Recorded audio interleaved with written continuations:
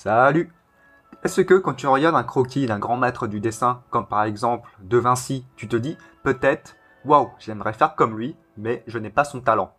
Et donc, dans cette vidéo, je vais te montrer comment réaliser une étude de maître, c'est-à-dire copier un dessin avec une bonne démarche artistique de dessin académique.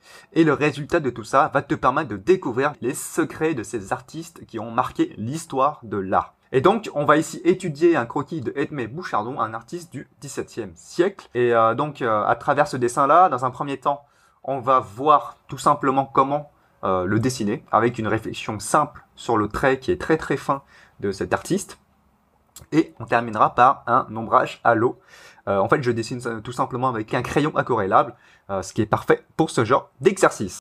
Donc c'est parti, je commence tout simplement par identifier la structure et les proportions de ce personnage, de ce modèle. Et tu vois, je place rapidement quelques traits, quelques blocs, par exemple la jambe, les jambes, le buste, les bras et la tête, tu vois, tout simplement. Ici, je fais aussi un focus sur le buste du modèle, ce qui fait que je ne dessine pas les mollets, enfin je vais pas plus loin que le genou. Mais tu vois, simplement, on comprend légèrement la position du personnage, c'est largement suffisant pour moi. Et c'est largement suffisant aussi pour m'exercer. Et toi, tout simplement, j'essaye vraiment d'appréhender par rapport au dessin. Par exemple, surtout au niveau de son deltoïde à côté de sa tête, tu vois, le bras là, au-dessus, en face, enfin le bras en premier plan. En fait, c'est vraiment ce mouvement du deltoïde qu'il a qui donne le mouvement incroyable à ce dessin.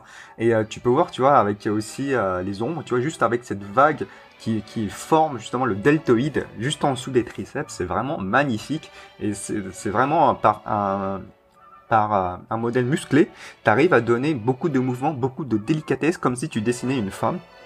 Et c'est vraiment ça que j'adore dans ce dessin-là.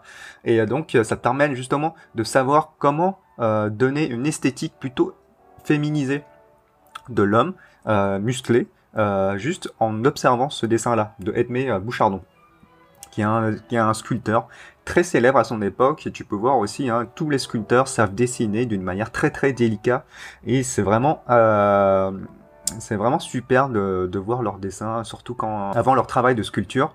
Et tu verras tout le travail du mouvement, tout le travail de la dynamique de la pose qui est figée. Ils arrivent à donner du mouvement. C'est incroyable.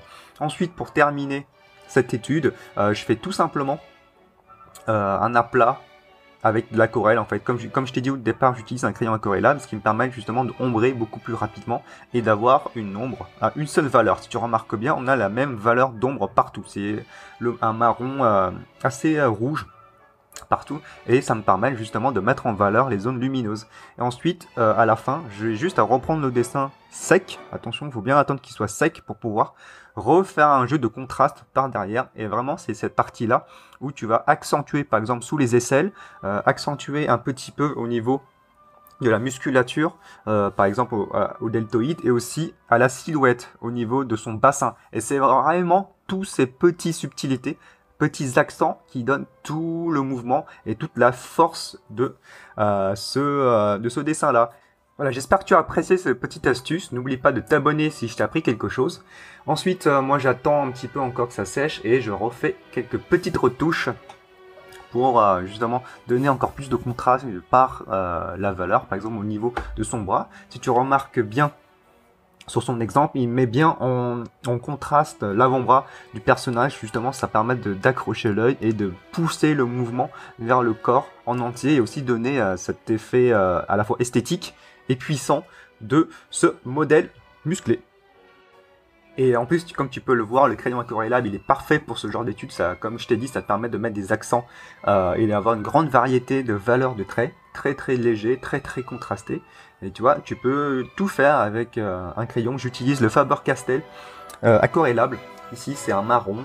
Moi, j'ai tendance à préférer un marron rouge brique. Ça s'approche du sanguine.